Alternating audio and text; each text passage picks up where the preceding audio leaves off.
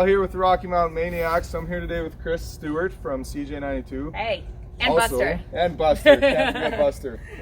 He doesn't have a job. We're here today at the Arcs, and Krys is going to let us know a little bit about what the Alberta Animal Rescue Crew Society is all about. You did it! Wow, it's a long name. You nailed it. Yeah, Arcs is just a local animal rescue here in Calgary that takes in a great amount of dogs and cats, and recently bunnies too. Bunnies. And yeah, and we have an on-site veterinary clinic here for all of our medical needs, and we take in animals from all across Western Canada and sometimes all the way up to the Yukon. We are always busy, constantly. All across Alberta, we are taking in animals. So awesome. We're hardworking here. Yeah. So as much as you take in, obviously you need to get them out too. So. Absolutely. We gotta get them good and healthy. We gotta get them fed and happy and confident, and then we get them out. And it's really cool to see the amount of people who will adopt animals from this organization. It's amazing. Awesome. Mm-hmm. So what made you want to start with Arcs? I have always loved animals, and when I moved to Calgary about 6 years ago, I had a lot of time on my hands, so I was like, do I get in trouble or do I use that time effectively? So I started off as a volunteer here, and now I live here part-time. I'm here a lot. So I volunteer here as a dog caregiver, shift leader for like 2 or 3 times a week. And yeah, we do all kinds of things. It's like you're on site here, or you're doing transport too. Like I drive up to Edmonton and Red Deer and pick up animals there. And yeah, there's a lot of ways that you could get involved, which you should. We always need volunteers. And it's very rewarding. It's fun. Awesome. Yeah, it's good stuff. Yeah, so I'll let you know a little bit about how the Maniacs got in and kind of wanted to get it with Arcs on this project. Is we saw Crystal come up on our page for our last charity we did for the Alex, and kind of going through seeing her story with Buster and how she adopted Buster, and then she's volunteering at the Arcs and all the wonderful work that the volunteers do here at the Arcs. That's why we are putting this out there for everyone. If you want to donate anything from $1 to anything you can give. Also, if you have a company or anyone that wants to get featured, we have the donation page.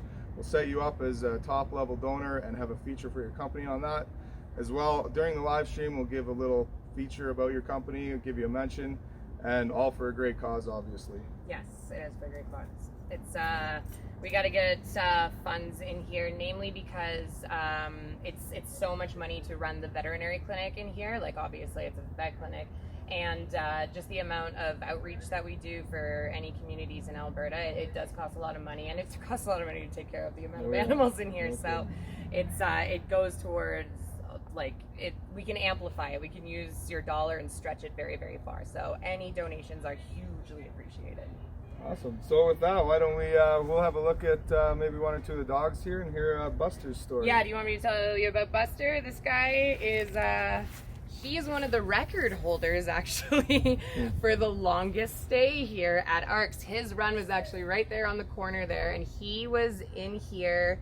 He actually came into us from the old shelter, so he was with us for almost 2 years. Oh, wow. Came in from Saskatchewan, just outside of Saskatoon. He had been hit by a car on a First Nations rural community, and he broke his leg. He had to have his orbital floor in his eye repaired. Oh, wow. He was in rough shape. He was in really bad shape. So he came in, we got him healed up, but he had some behavioral, and by had I mean has some behavioral issues.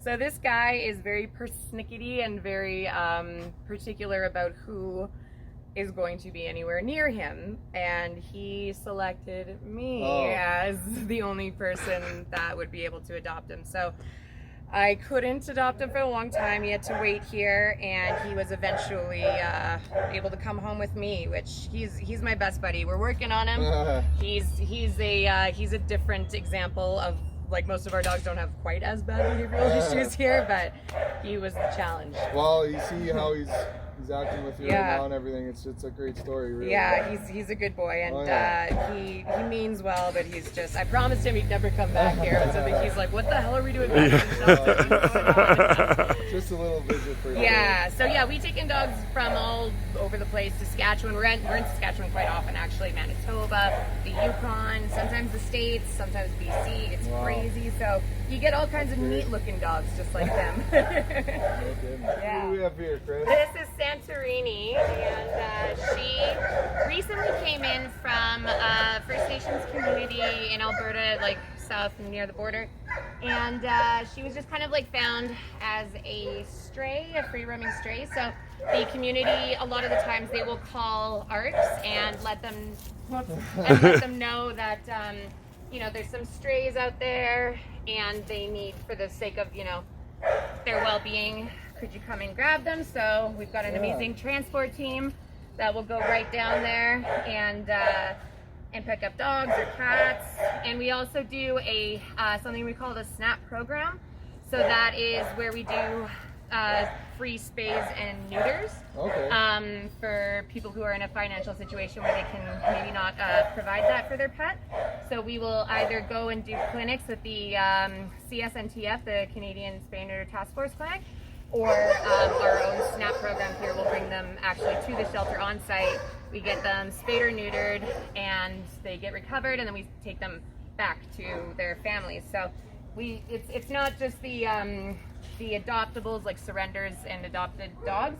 It's we're trying to prevent unwanted litters or unexpected litters in order to make sure that we have less unwanted dogs and cats, right? So, and a lot of the communities, like the rural and First Nations communities around Alberta and Saskatchewan, have way too many stray animals right now, and so we see a lot of them coming in, and sometimes they can be in pretty rough shape. Yeah, absolutely. So we get them rehabilitated physically, but also we, you know, domesticate them and make them appropriate to be adopted out into homes with families and stuff like that. We always make sure that an animal is going to the appropriate home. That's another big thing.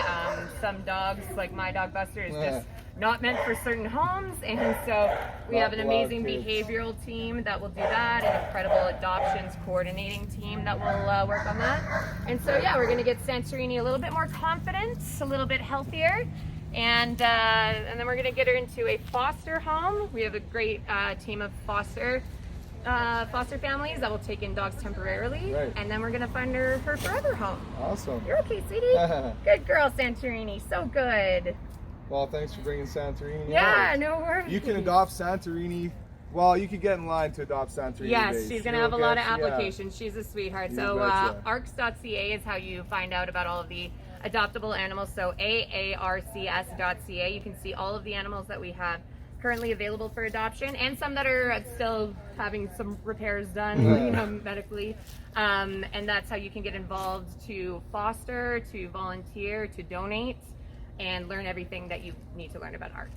Awesome. Right, Santorini, you good girl? She doesn't have manners, so I have to put it on the ground because she'll be like, oh, I got hot dogs, yes. Awesome. Thanks for go showing inside? us Santorini. You want to go back? Why don't we get one more story here about Cinder? Cinder is a very sweet dog. She's not here with us today because she's found her forever home. But she is a story that I always reference when it comes to miracles, actual miracles that they perform here in the ARCS Vet Clinic. None of us thought she was going to make it. We were pretty sure she wouldn't. And so Cinder was found in one of our partner First Nations communities in a ditch. She had wounds covered, I mean, the majority of her body was covered in wounds, and she had some breaks. So the theory, because nobody really knows how she got there, the theory is that she was struck by a vehicle and immobilized, and then attacked by other animals while she was immobilized. So she had bites. I mean, it was incomparable. I've never seen something like it. So she came into ARCS care. They had to take one of her ears off, perform surgery, because she had been sitting in that ditch for a week and a bit. She had developed necrosis over all of her body. So the smell of her, poor thing. But I mean, there's so many things that could have gone wrong there. Infection, sepsis, so on and so forth. And I remember when I first came into the clinic to see her, I was told by one of the vet staff, don't get attached. Don't get too attached. It's highly unlikely that she's going to pull through. Yeah. She was here for a few months. Again, the ARC's veterinary staff performed miracles. I couldn't believe it. And she got good and healthy again, and she's just the sweetest, most forgiving dog. Awesome.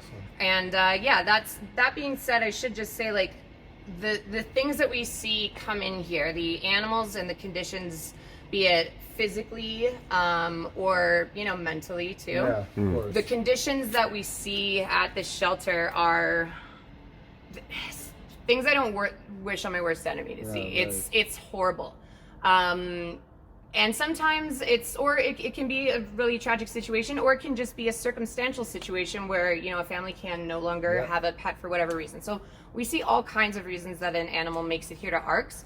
But the most amazing thing is seeing a dog like Cinder in a medical condition, or a dog that's so shy and shut down and so terrified of any person or anything for whatever reason. It's amazing to see them come here. The work that the staff does, behavior team, the veterinary team, the coordinators, the caregivers, it's yourself. It's incredible to see the transformation from a dog that has every right to not like a single person, every right to be an angry animal, and to see them get into, it makes me emotional, get into their forever home finally, when you really never thought it would happen. So these guys here at ARCS, they really actually perform miracles. I don't know how they do it, but it really comes down to financial assistance. It comes down to donations. That cannot be done without donations and without support from the community and without community outreach. So we're endlessly grateful for any donors and any, you know, advocates and supporters of ARCS. And if you want to become a volunteer or donate or foster, please, we would love to have you. ARCS.ca is how to find us. We've got all the info on Rocky Mountain Maniacs Facebook page as well. So thanks again, Krys. Yeah, no worries. Yeah, thank you. So last thing here, just make sure October 4th, 4 o'clock, we're going live. We're going to be streaming for the ARCS charity. So all donations, the donation line is open now. You can find it on our Facebook page. CJAY's. Yeah, we're plugging the hell out of it, and I'm so excited to be hosting this. And I'm really okay. This is my favorite band in the world. They're covering all Chili Peppers, so you got to do it some justice. Yeah, you can't screw this one up. No, we can't screw it up. Oh no, and not if I'm in the same room. Hell no. Yeah, tune in October 4th, 4 o'clock. You'll see. Awesome. Thanks, Krys. Good stuff. Yeah. Standing in line to see the show tonight, and there's a light on, heavy glow. By the way, I tried to say I'd be there, waiting for Danny the girl to sing a song to me beneath the marquee of a sword. By the way, I tried to say I know you from before. Standing in line to see the show tonight, and there's a light on, heavy glow. By the way, I tried to say I'd be there, waiting for